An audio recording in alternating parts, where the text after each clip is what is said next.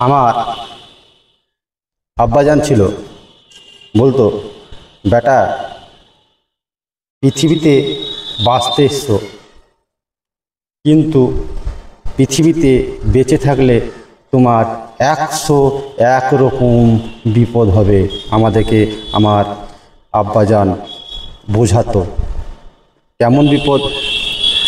ধরেন আপনি পৃথিবীতে বাঁচতে এসছেন হয়তো 60 কি 70, তার মধ্যে আপনাকে 101টা বিপদের মোকাবিলা করতে হবে। কেমন করি? আপনার হয়তো দেখা গেল কালকে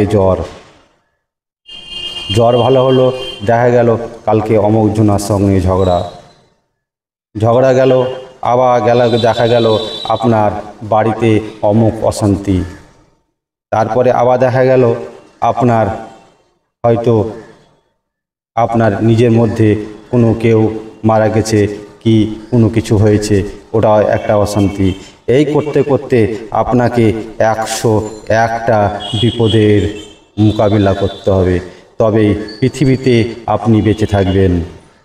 অবশ্যই আমরা সকল কিছু মোকাবিলা করি, অবশ্যই আমরা পৃথিবীর মাঝে বাঁচতে এসেছি, তবে অবশ্যই সকলেরই এই বিপদটা আসবে। দেখা যাবে আপনার হয়তো আপনি কোনো কাজ করছেন, সে কাজটা হয়নি, একটা বিপদ।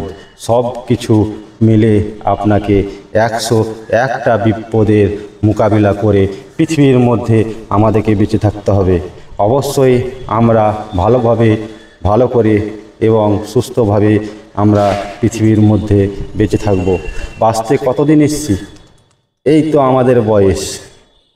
আগেকার যুগের লোক বাঁচত 120 বছর। যেমন আমার দাদু দান্নেশ পালোয়ান নাম ছিল, তিনি বেঁচেছিলেন 120 বছর। তার ছেলে একটা মারা গেল 55 বছর, একটা মারা গেল 75 বছর। আমরা কত বছর?